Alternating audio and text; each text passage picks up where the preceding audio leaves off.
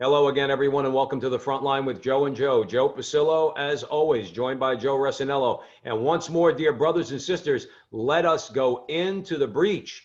And we are very pleased and honored to be joined today by Brandon McGinley. And Brandon and Dr. Scott Hahn have co-authored a new book. It is Right and Just: Why the Future of Civilization Depends on True Religion. I just want to tell you a little bit about Brandon real quick. He is a Catholic writer and speaker based in Pittsburgh, Pennsylvania. He's worked in politics for several years, including pro-life and pro-family advocacy with the Pennsylvania Family Institute. Most recently, he was the editor for EWTN Publishing. McGinley's work has appeared in the Washington Post, First Things, the Catholic Herald, Plow, and the Lamp, among other venues.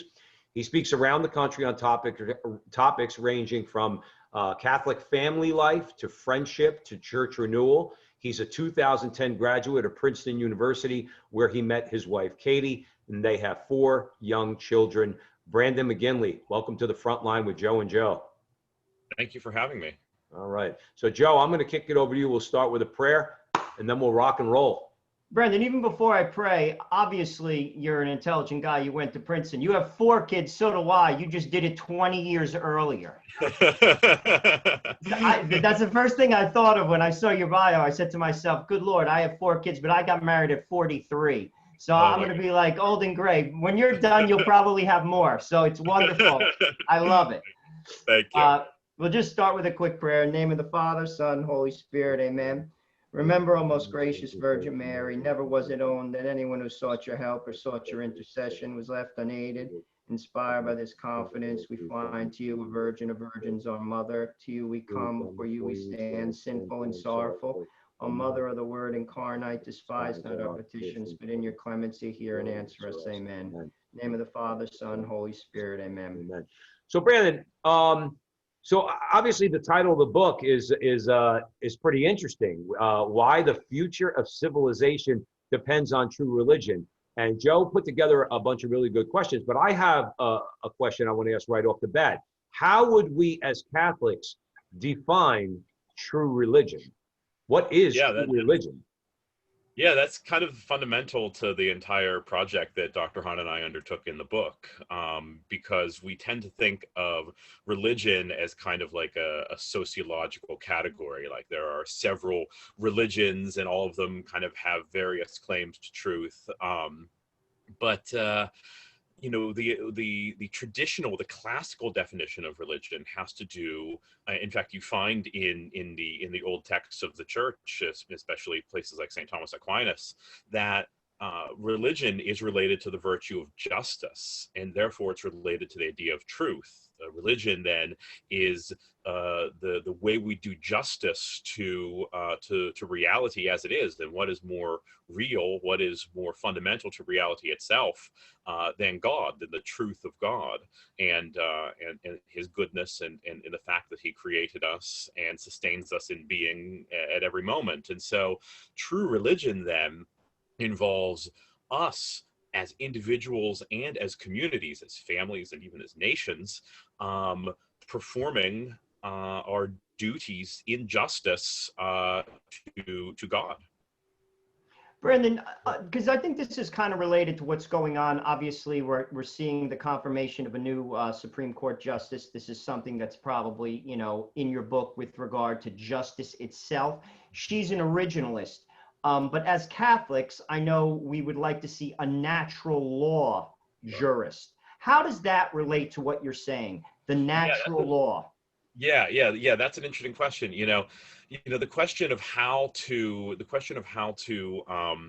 interpret the civil law as it stands, from the statutes that are passed by Congress all the way up to the Constitution, is in some ways tangential to the points that we're making. But I think that point of natural law is really important, because the natural law refers to those truths of morality that are accessible to reason alone, without having to assent to anything in Scripture, without having to have a voice from God tell us what is true and what is good and what is right. We can figure these things out for ourselves. And this goes to the idea of natural religion, which sounds oxymoronic to modern ears, because we think that religion is necessarily a supernatural thing. But even before Christ, some of the writers in Rome, like Cicero, were talking about the idea of religion, and that had to do with the duties that you can discern by reason alone to society, and in a sense, in a manner of speaking, to reality, our duties to truth itself. This is really important because it demonstrates, first of all, that the idea of religion as a necessary political concept is ancient. It's not something we just made up. It's not something that Christians made up in order to justify taking over the government or something like that. But also, it then shows us how in the faith, in the Christian faith, we find the perfection of that idea. Cicero could only get so far without revelation, and so the true religion then kind of goes beyond the natural law to demonstrate how our duties as individuals and even as societies do include what we know by revelation. So you're basically saying, I'm sorry, Joe. No, go ahead, Joe, go. So you're basically saying that there is a relationship between reason and religion. Yes. But like, could you expand on that? Because that's like, I think, one of the lies. Faith Yes. and reason. They say they're separate entities, but clearly they're like almost like bookends on the same shelf. Could you talk a little bit about that? That's a great, that's a great analogy. The analogy I always think of is from the very first sentence, I believe, of Pope St. John Paul II's encyclical Fides et Ratio, which means faith and reason, where he said, faith and reason are like two wings on which the human spirit ascends to contemplation of the Lord. And so they are mutually supporting. You can't have, in a sense, you can't have one in its fullness without the other, because reason is a gift from God, and it's something that we all have, regardless of whether we recognize where it comes from. But it can only ascend to its fullness if we do recognize where it comes from, if we do recognize that it is a gift from God, and that its purpose is not just willy-nilly. It's not an undirected or unordered aspect of human nature, but that it is ultimately ordered towards understanding God, and that requires ultimately an understanding of Him that comes from revelation. We can understand the ancients, even the Greeks, Aristotle would say, in some ways, that reason can bring us to the idea that there is one God, and that we are supposed to honor Him, but actually coming to that full understanding of the Trinity of Jesus Christ and our duties to Him and to His Church ultimately do require going beyond what reason can discover without divine aid. So what reason can discover without God? Okay. Yeah. But let's bring this to where we're at right now, as far as, let's say, American culture is concerned, because you're talking about the natural law. Joe brought up the natural law. The natural law is something that Joe and I talk about on the show all the time. Is something that everyone recognizes. I don't care who you are. Okay. Right. You recognize it. All right. And we could, you could, let's say, the perfect example is abortion. Okay. Sure. Everyone knows abortion wouldn't be controversial, even for the left, if they didn't know exactly what abortion was. They understand it's a violation of the natural law, but they reject the natural law. I don't think they reject the concept of the natural law. They feel like that's the same way as saying that you're trying to impose religion on us. And I guess what my question is, through this rejection of the natural law, they try to make it seem, particularly in American society, we're all Americans here, okay, that religion is a private matter, okay? It's all it is a private matter. Right. Joe and I call that an insidious lie. It is not a private matter. Right. Expand on that a little bit for us, Brandon. Is that, why is that a lie? Why is religion not a private matter? Why is it a concern for society in general? Yeah, I like that word insidious, because it helps us to see how it's something that that kind of seeps into our minds, even into our souls, and we don't even realize that it's there because we've just become so used to the idea that religion is supposed to be private. It's like secular catechesis. But you know, one of the things we talk about in the book is the way that human beings as people, and then all the way up to families and societies, are meant to be integrated. And so the idea that religion is a private matter is profoundly disintegrating of human beings as beings who are both body and soul, and is also disintegrating of families and all the way up to societies, because it denies the essential relationship between us and God. And that is something that you can't just sequester in 1 hour a week on Sundays, or you can't just sequester in the four walls of a church. It's nonsense. It takes a concept that is by its very nature complete. It describes an aspect of our lives that's not just an aspect of our lives. It describes what it, in a serious way, what it means to be human. And you can't just be human. You can't just recognize that we are children of God privately. It's true. It truly doesn't make sense, but we become so used to the idea, and that's why I love that word insidious. You would also say it's corrosive. The idea of that religion's a private matter corrodes the idea of religion itself. It's based in and then continues to form us in the idea that religion is like a hobby. Or it's like, you enjoy, putting together Lionel trains or something like that. And you do that on your own time, and it's a private hobby, and that's fine. But how dare you actually, bring something that's a hobby and try to quote unquote impose that on other people? If you think of religion like a hobby, then it is senseless to impose it on other people. But if it is truth itself, if it is the foundation of what it means to be human, and the foundation if we think of religion as justice, it's the foundation of justice itself on earth, and in our communities, in our societies. Then to say it's private undercuts the very idea of justice itself. I one of the things I've taught within the church, and one of the things I've always said when I've taught RCIA, is we do not know who we are as a society anymore. We get our identity from God. St. Francis came to this realization. He said, "Who are you, Lord, and who am I? I am nothing but the image of what you see in me." And sadly, our society has thrown that away. Therefore, we do not know who we are as a society. With that said, can our society exist without religion? Because I would say it cannot, because the rules apply to you whether you realize them or acknowledge them or not. And what I used to say when I taught RCIA is this: gravity exists. I could say it does not, but then I would say, because I'm from New Jersey, then jump off the roof. See if it works. You're gonna hit the ground.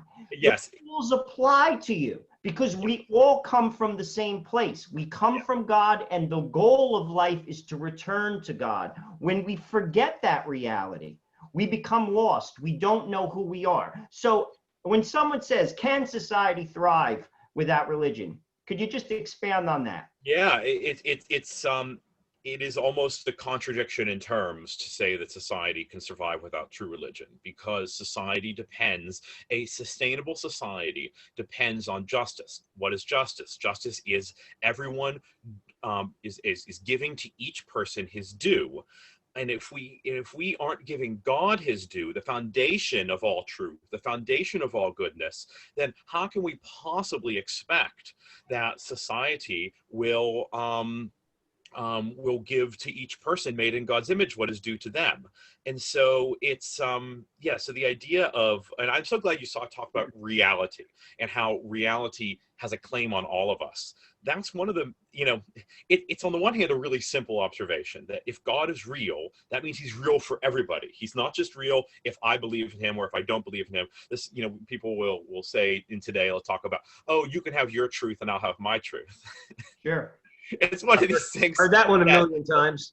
I know. It's one of these things that only a only a modern who thinks he's super smart could be stupid enough to think makes sense. If truth is truth, it is truth for everybody. And this is where this very simple statement that reality has a claim on all of us becomes radical in today's world, because if truth is truth, then the justice that we owe to truth, that is to say, the justice that we owe to God, has a claim on all of us. It's a duty for all of us. Now, it's, for those who are, as the church would say, invincibly ignorant, who have just no concept whatsoever of what God is and who He is, that duty does, we might not be judged on our performance of that duty quite as strictly as those of us who know it and are really bound to it. But that doesn't mean that the reality of religion goes away. It means that even for us moderns who have tried to erase God, precisely in doing so, we have erased the foundations of what makes any society possible. So you think in your mind sometimes that a lot of this rejection of truth, rejection of justice, rejection of God is it strikes us. We're not gonna rope you in, Brandon, to a political conversation or anything like that. We promise. But it does seem like there are, as St. Paul would have said, spiritual wickedness in high places. It seems like this rejection of God and this rejection of truth is not something that some people in those high places hold for themselves, but then they want to impose that on society. So that, and they do that in obviously many different ways in all the issues, let's say political and moral issues that we see people arguing about, whether it's abortion or marriage and family and all these things. Some of it just seems straight up deliberate.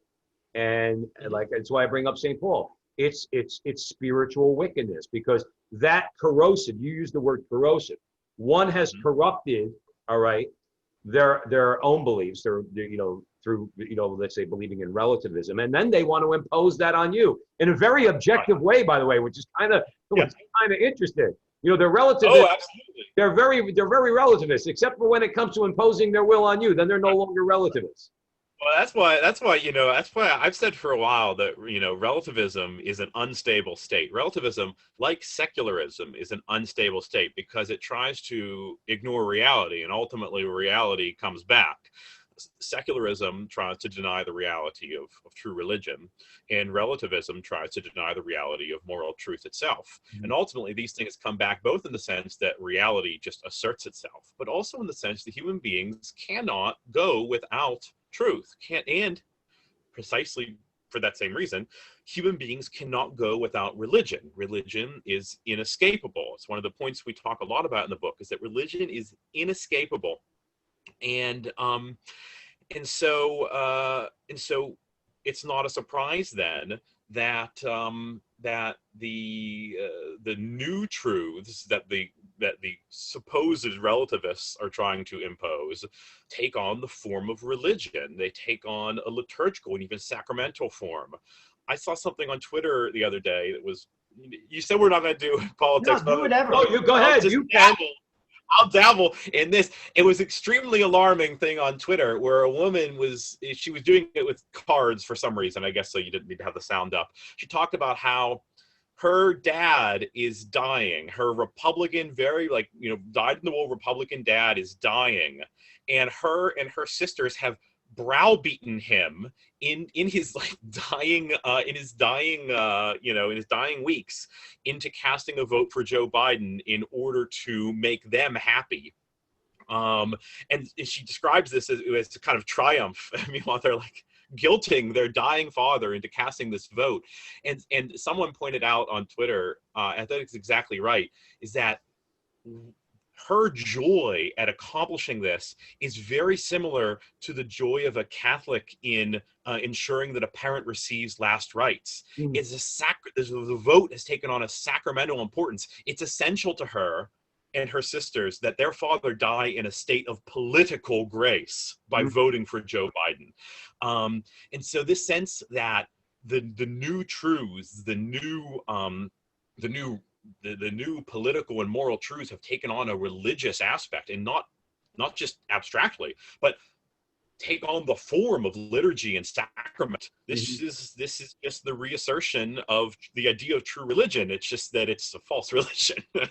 Brandon, what that So story really that you quick, you're at told, the front line with Joe and Joe Pasillo, Joe Resinello. We're having a great conversation so far with Brandon McGinley, who co-authored with Dr. Scott Hahn a great book called "It Is Right and Just: Why the Future of Civilization Depends on True Religion." Joe Resinello, sorry I cut you off. oh, no worries. Brandon, that story reminded me of something, what I like to call, it's like misdirected empathy. You see, I think that in our hearts, we as people, we want to do good, you know, like, and sometimes the truth is staring at us, like third trimester abortion. How could that possibly be good?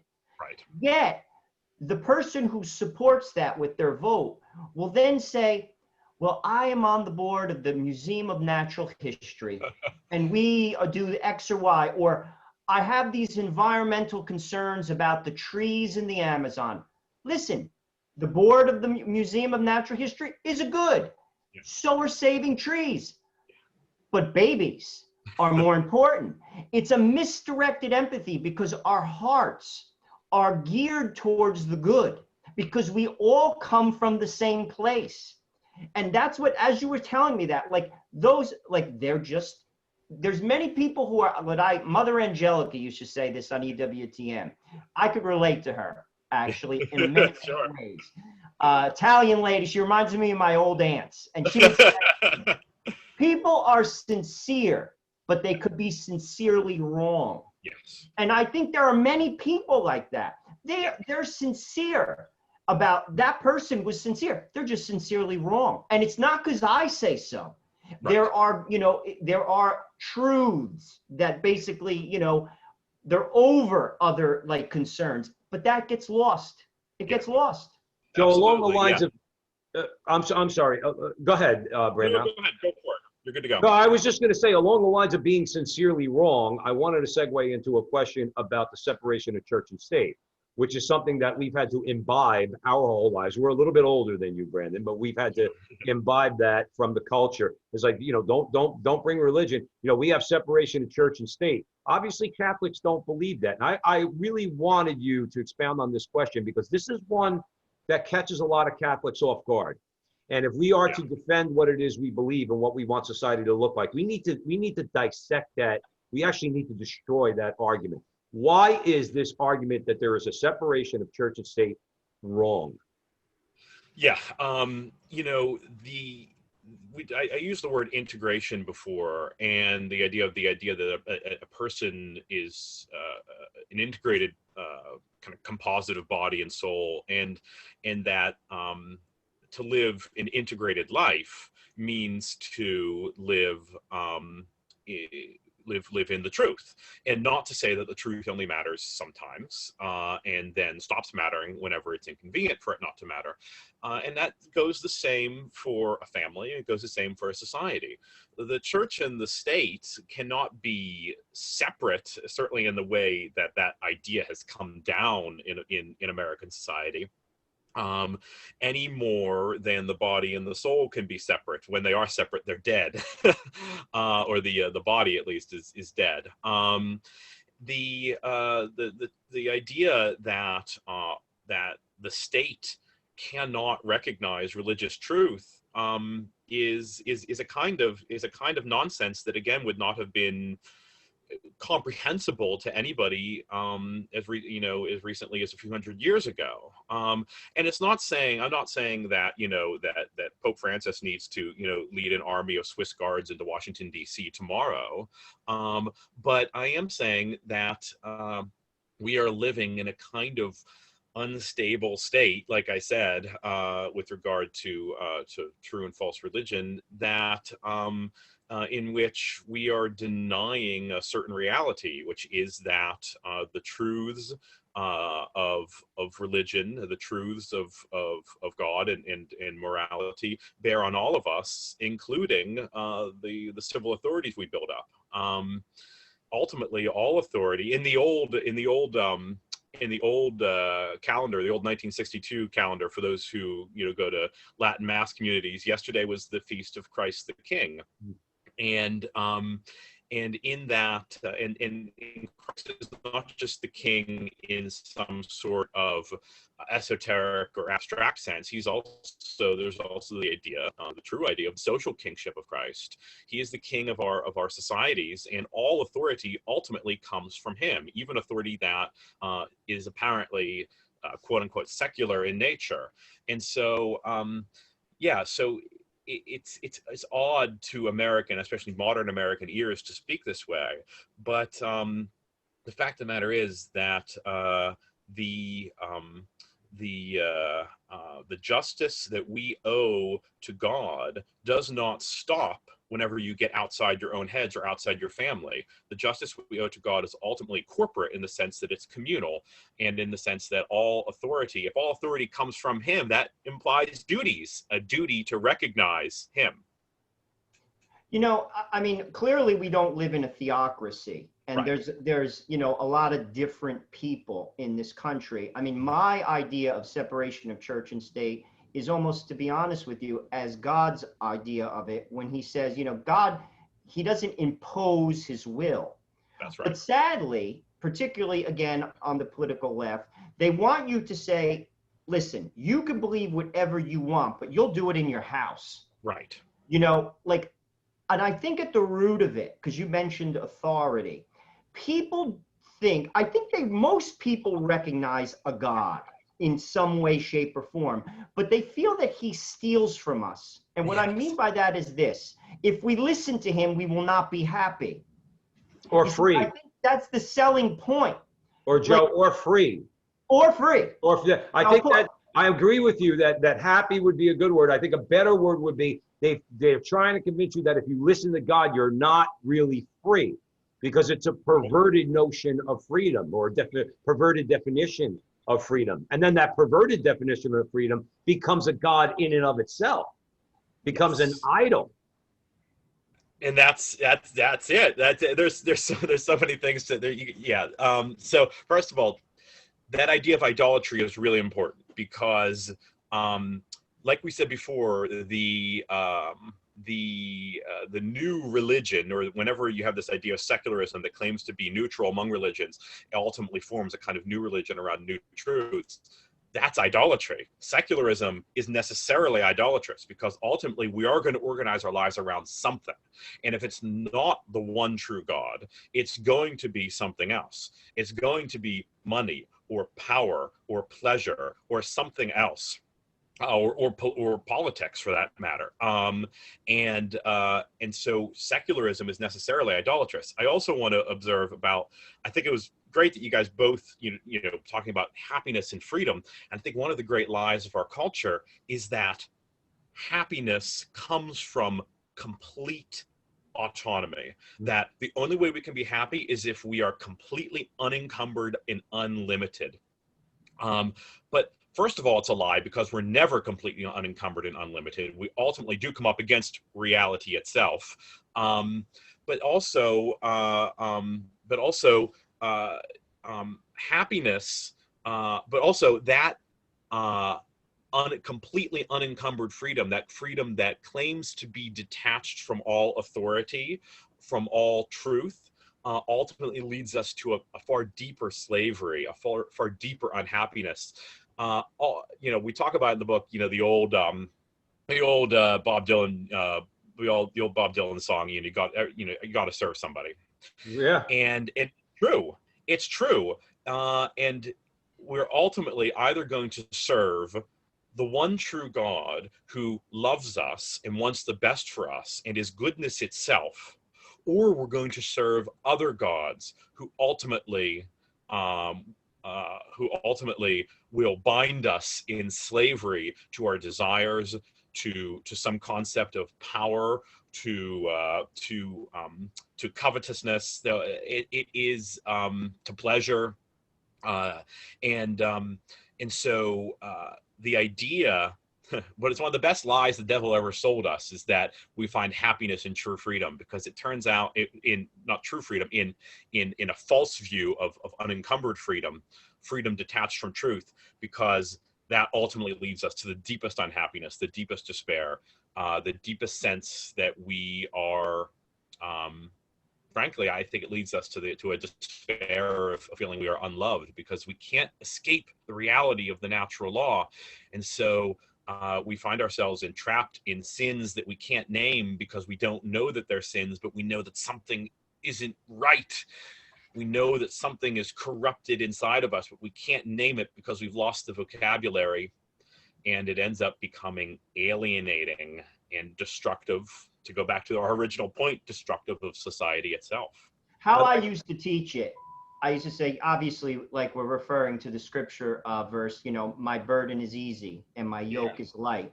What I used to say is this: what is a yoke? A yoke is made of wood, and it's to guide an animal. You put a yoke on an animal so it walks straight and it plows the field. The wood does not cut into the shoulders, it guides. Yes. But the yoke of sin is metal, and it cuts into the shoulders and it wounds. Yes. You have one of two choices. You see, it's not like, this is what another lie of our society. They feel that once you take off the wooden yoke and you put on the yoke of steel, somehow you are not going to be wounded. Right. You couldn't be further from the truth, because Right. you will be. All the yoke does is it helps you, it guides you to the straight and narrow path. And that's how I used to try to articulate that. Absolutely. I love the image, because the idea of that yoke of metal, the idea, of course, is that if we remove the yoke of wood, then we will be completely free to go our own way and find our own truth, all these cliches. But ultimately, of course, we end up being saddled with something far heavier, far more demanding. And the idea also that it cuts into us is important too. It's lacerating. And the heaviness becomes hard to remove because we become used to it. We don't realize any longer that we are bearing this weight. We don't realize that it's heavy because we don't know any other way. We become used to the lacerations. We become used to the idea. And the idea of removing it becomes extremely painful, because we don't want to see the wounds that is left behind. That requires exposing something of ourselves. It requires exposing our woundedness, our brokenness to the world and to ourselves, frankly. And yet we are promised healing. We are promised the possibility, not just the possibility, we're promised the reality of healing, but we need to believe in that promise, individually and as communities, in order to take off that yoke of sin, that yoke of idolatry, that yoke of the new false truths, in order to accept again, the yoke of true freedom, that guides us to what we are meant for. Okay. And you're listening to The Front Line with Joe and Joe Pasillo and Joe Resinello. And we're having a great conversation with Brandon McGinley, co-author of the book, It Is Right and Just, that he co-authored with Dr. Scott Hahn. One of the things, Brandon, I think we could do, particularly as Catholic men, and we were hitting on it in this last segment, I find it to be effective, just anecdotally, just in my own experience, but I think it could be much more effective on a societal level if we as Catholic men try to start to convince, particularly young men, okay, the freedom that they sold you, all right, that's been going on since the sexual revolution of the 1960s, all right, that freedom is true slavery. That false freedom is true slavery. That resonates with people. We've had this conversation with others on the show. That resonates with people. They start to understand, especially when you think of let's say, the lifestyle that accompanies that, when you think of the slavery to pornography, how it leads to destruction, all right? It is one of the most effective arguments to make is along the lines of what we're saying. is if we really want to start like a good starting point to transform society, we really, particularly as Catholic men, need to do something about pornography in America. Yes. But that's the best argument to make, particularly the young men. They're selling you a bill of goods. What they're selling you is slavery, but they're dressing it up as freedom. And we're here to tell you, bro, trust me, you don't want to go down this road. You don't want to go there because it is a long, dark, deep road that's very difficult to get out of. And I think it's very intuitive to people because now it's hard if you aren't in a place where you're able to accept that truth. It's a hard truth to accept that you are enslaved, whether it's pornography or other addictions or just ways of being in the world that are alienating not just us from each other and us from God, but us from ourselves. It's hard to acknowledge that whenever everyone around you is saying that everything is fine, and so it's hard. But for those with eyes to see, for those who are able to accept that truth, it is an intuitive truth. And I am quite pessimistic about the trajectory of our society generally. I'm just very pessimistic. Generally not a pessimistic person, but I don't think I think that things are going to get worse before they get better. However, precisely for that reason, precisely because things are, I think, more obviously getting worse when it comes to things like, pornography is a great example. Just becoming more and more obvious and more grotesque. The idea that idea of slavery, that idea that we are being sold a bill of goods, will for some people become clearer because the contrast is becoming starker. And so even as lots of people, I fear, are going to become more and more enmeshed in the problems of our society, more and more unable to accept the truth that they've become enslaved by their passions and desires because they're so into it that it's hard to break out. Also, at the same time, there are going to be more people who are going to be who that argument of slavery will be it'll resonate with, because it's just going to become more and more obvious for those with eyes to see that's what's happening. And so I think that making that appeal, especially like you said, to young men who are emerging into this society, this increasingly, frankly, nihilistic society, appealing to them and demonstrating to them that they have a role to play, and it's not to be patsies for pornographers or for other marketers of smut and other propaganda, but to be men of integrity, men of faith, men of true happiness, of true freedom. I think there's something greatly appealing about that. If we're going to transform society, it's going to be a lot more, I think, like ancient Rome than it's going to be about, grabbing the levers of power and doing it that way. It's going to be a lot more about demonstrating the truth of Christianity through our conduct, through the witness of our families and our communities, and that will be the slow but ultimately grace-filled process by which things, whether it's turn around or build up from some kind of ruins, I don't know, but that to me is where it begins. I'm gonna go with the ruins. I'm gonna go with the ruins, Brandon. Go ahead, Joe. Yeah.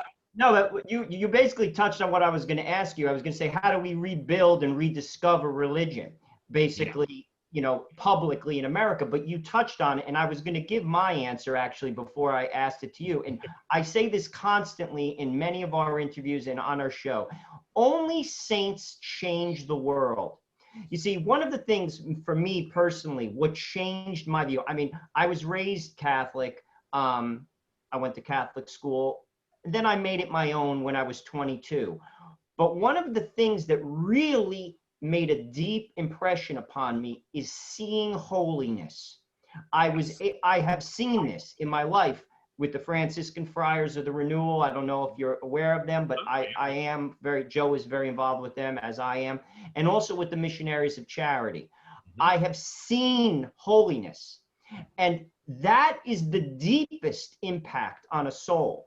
Like someone, and you probably know this, Mother Teresa, when she came into the world, it was Malcolm Muggeridge who basically brought her into the world. He was an intellectual. I believe he went to Oxford. He worked for Life magazine. He did everything. He was a brilliant man. He was a worldly man. He heard all the arguments. He probably read the texts. Intellectually, he could understand, yet he didn't believe. But when he saw what was going on in Calcutta, he changed. And that is how we rebuild society. I am convinced of it. I am utterly and absolutely convinced of it. We, as individuals, must acquire that holiness through the sacraments. We have to radiate the joy and the love in a radical manner. And when we do, we will change this country. There is no question in my mind about that. Let me know what you think.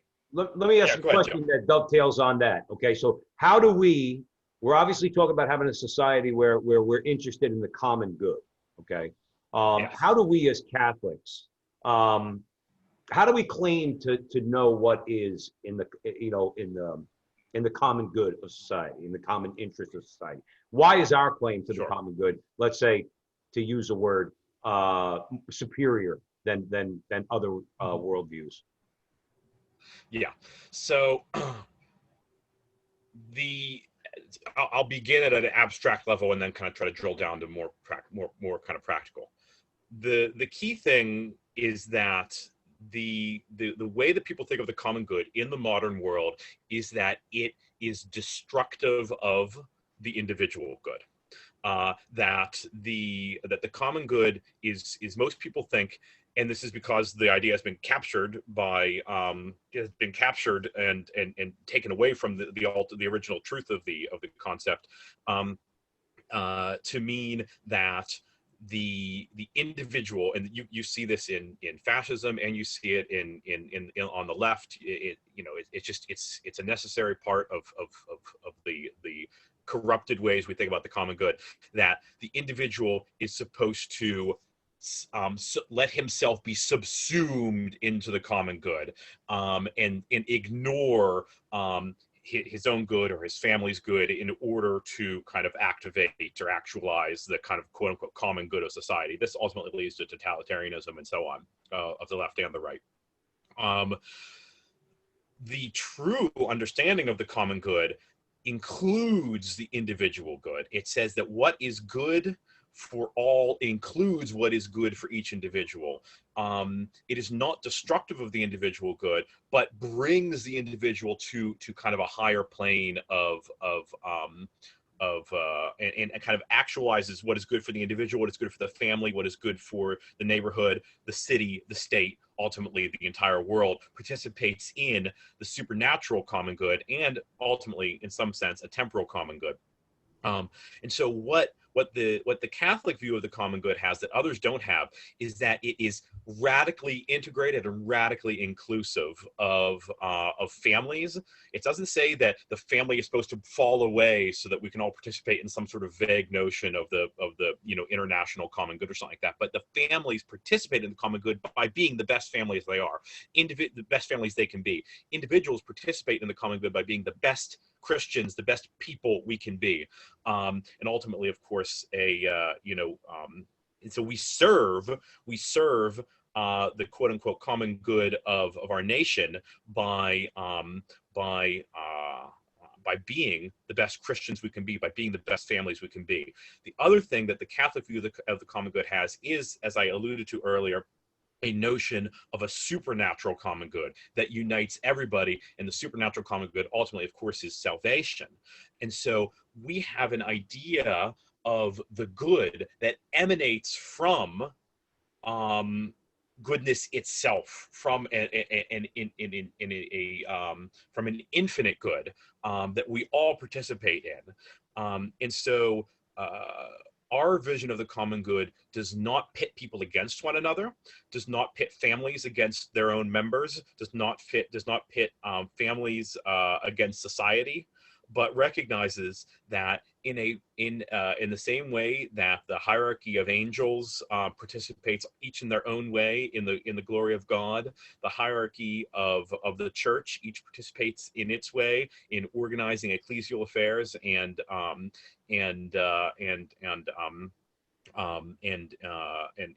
distributing the sacraments and glorifying the Lord here on earth. So does a kind of hierarchy of goods in our lives and in our communities all participate each in its own way in a common good that is ultimately the glory of God here on earth. When we talk about the common good, clearly it has to revolve around truth. Right. And this is something the church has always taught, that there is an absolute truth. There is truth. 2 + 2 is 4, no matter what continent you're on, in Africa, in North America, on the European continent, it is 4, but this is gone. Except at Harvard. Except at Harvard. I'm sure they're probably teaching now that you could redefine that too. Go ahead. I'm sorry, Joe. I couldn't resist, Joe.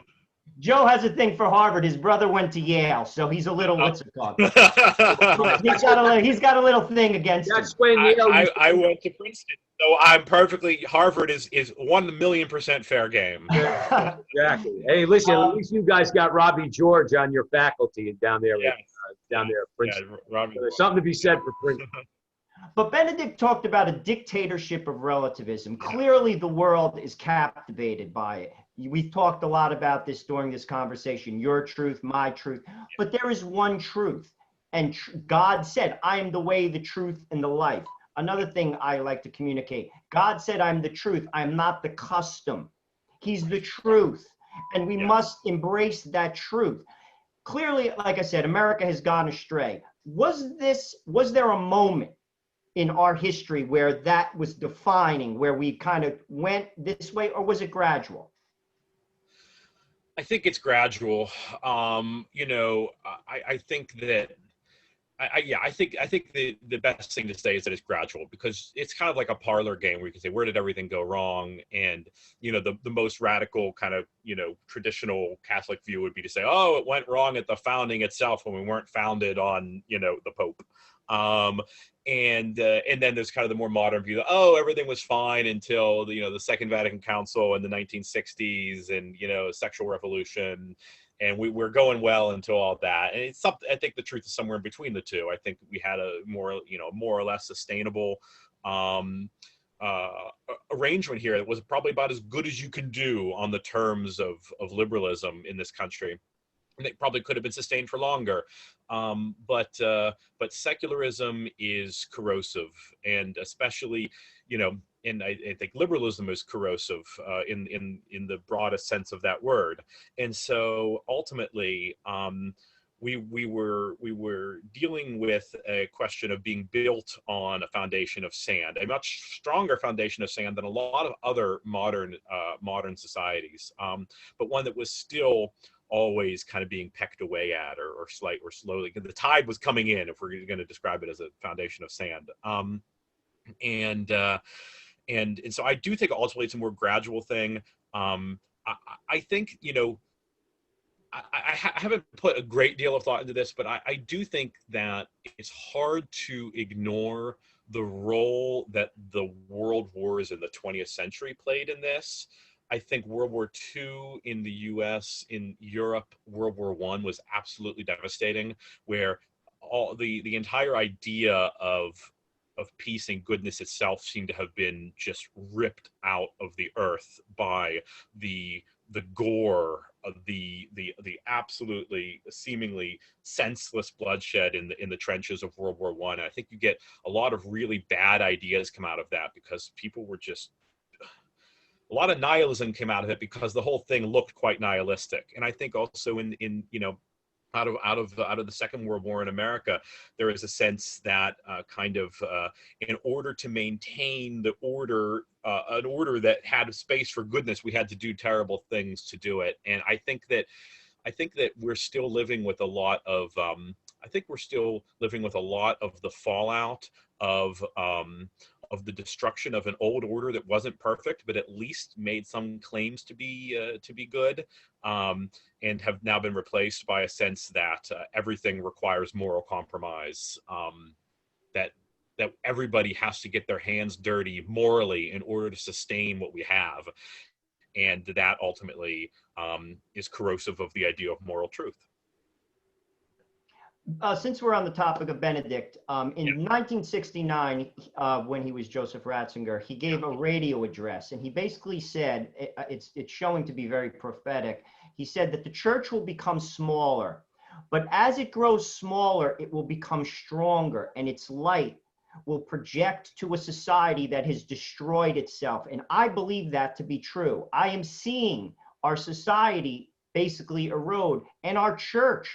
It seems like there is a church within a church. We're divided. There are people who believe what the church teaches, and then there are people who simply don't. And the church is getting smaller. I see it even in my own community. Catholic schools that were open for decades near me are closing. Churches are closing. And what he said is accurate. But what he also predicted, I believe to be true, and you kind of echoed it. You said, I am pessimistic. Things are going to get worse. I agree with you. Because sadly, I think that's when people will look to the light, because it becomes so dark. Yes. What are your thoughts on what Benedict had to say? And also Cardinal George of Chicago also said similar things. Absolutely. You know, I had a book of my own come out recently, and in the introduction I talked about that address, so I'm very familiar with it. Cool. And he talked about the church becoming a more spiritual church, and a more spiritual church can be a purer church, but it doesn't have to be. It can become a navel-gazing kind of self-obsessed church, or it can be a church that is full of zeal and that is unencumbered in its pursuit of holiness, in its pursuit of the truth, and in its moral and spiritual witness to the world. And I think that we are living in a moment, and I think that the book I did with Dr. Hahn, It Is Right and Just, is well timed for this, because as the world is getting darker, just like you said, the light of Christ is going to shine all the brighter. But we need to understand that it's our duty to be that light. It's not just going to happen on its own. Grace is going to work regardless of the sacraments are going to work regardless of our disposition, but they will work better. They will work better. Grace will be more apparent and more effective, more efficacious, to use the fancy word in the catechism, if we are reflecting it to the world around us, if we are being Christ to those around us. And so, and that, but it's also going to be harder.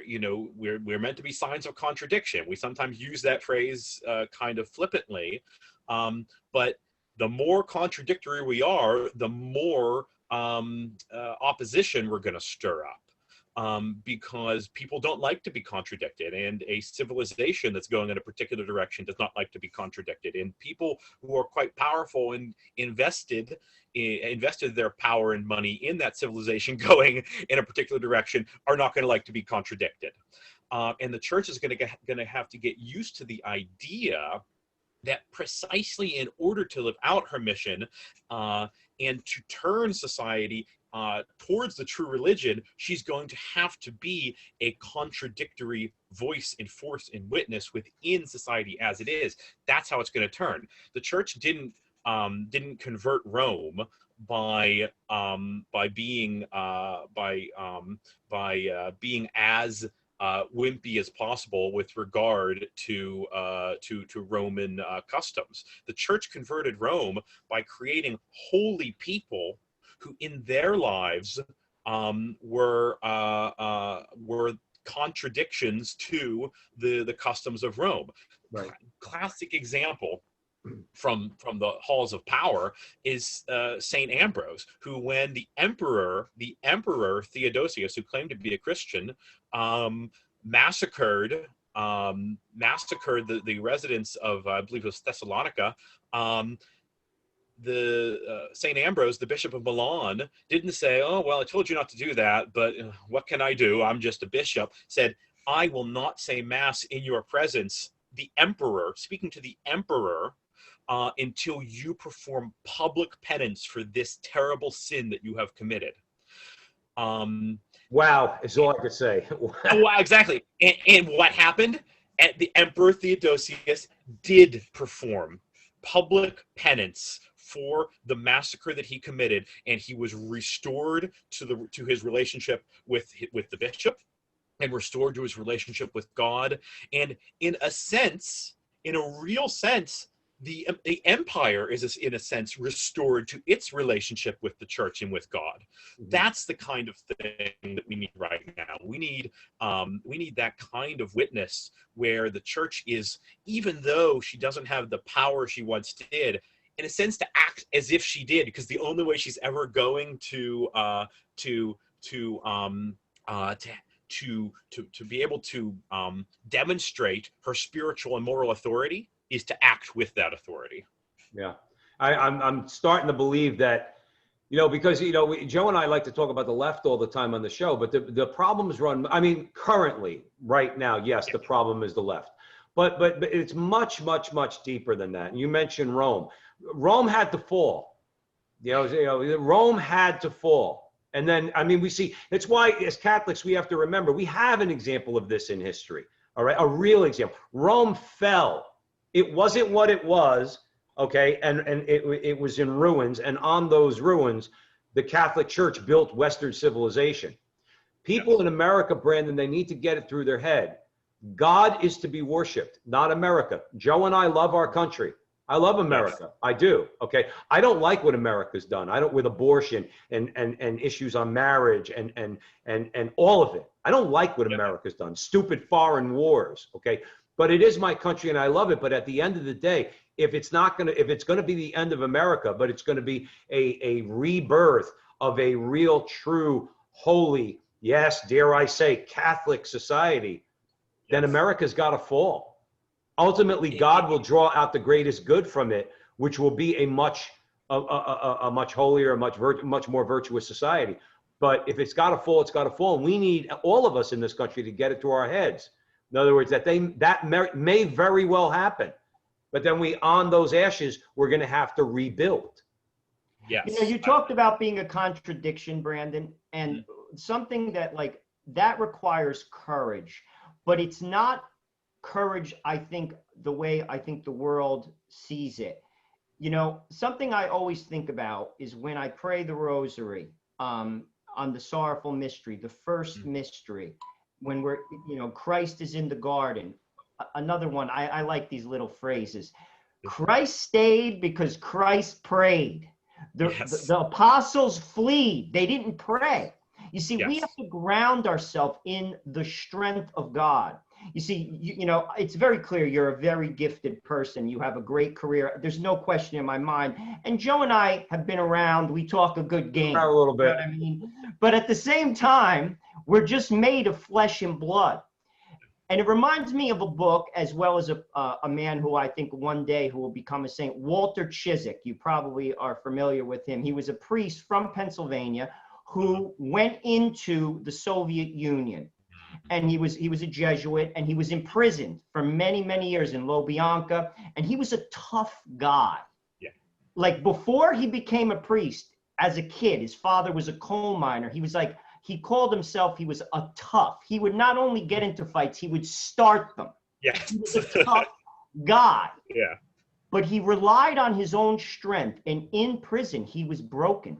And he learned from that experience that said, I will never rely on my own strength again. That's one of the takeaways I got from that book. We have to rely on the strength of Christ, prayer and fasting, and the sacraments. Yes. If we do, we will be a contradiction, as you said. But if we rely on our own strength, even the best of us will fail. We will run and we will flee, as Peter did, and Father Walter Chiswick, learned, who was a tough guy, who was in prison for years and years and years. Because what you're talking about requires some serious strength, some serious courage, only comes from God. Yes, absolutely. Well, St. Ambrose didn't become holy because he stood up to Theodosius. He stood up to Theodosius because he was holy. He was a man of prayer. That courage came from his holiness. Now, the choices we make and the behaviors that we choose, these also build us up in holiness. But the great reformers in the church and in civil society are not. It's not that they are reformers who become holy. They are holy people who reform because of their sanctity. It's almost a happy side effect of the holiness that they have nurtured within themselves, and they've allowed God to nurture within them.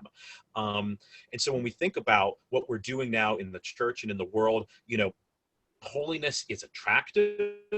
Holiness is powerful, not always in a way that's recognizable, but holiness is powerful. Holiness is reforming. Holiness is what's ultimately going to give us the strength to know prudently when to take action, when to be meek, when to speak out, when to be quiet, and how to build the foundations that will prepare us for that moment that may come sooner or later when we are dealing with ruins and not what we have now. All right. So let's make America holy. Yes. I love it. We're going to MAH, make America holy. Hopefully, you won't get cracked in the face like if you were wearing the magnet. Brandon McGinley, what a great conversation. Did you have any parting thoughts? Tell people where they could buy the book and also where they could see more of your stuff. Sure, absolutely. Yeah, you can find me at my own website, which is brandonmcginley.com. You can find It Is Right and Just, the book I wrote with Dr. Scott Hahn.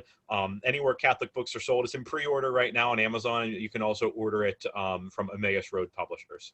Awesome. And thank you so much, Brandon, for a great conversation. We know that our audience is going to love it, and hopefully we'll have you back soon. Like Joe always likes to say, when we have a new friend and a new guest, our platform is yours. When you want to come on, you shoot us an email and we'll have a conversation like we always do at the front line with Joe and Joe. We're Italian, Brendan. You're part of the family now. Yeah, I love it. You can't get out now, pal. You can't get out. You're stuck. I appreciate it, guys. This was great. All right, awesome. So thanks again, everybody, for joining us at the front line with Joe and Joe. Joe Pasillo and Joe Resinello. Please, if you're following us on Facebook, or if you see us on Facebook, follow us, like our page, share it with your friends. If you see us over on YouTube, hit the subscribe and the little bell. And remember, until the next time, that our conversation is your conversation, and that conversation, it's going on everywhere. So we'll see you next time.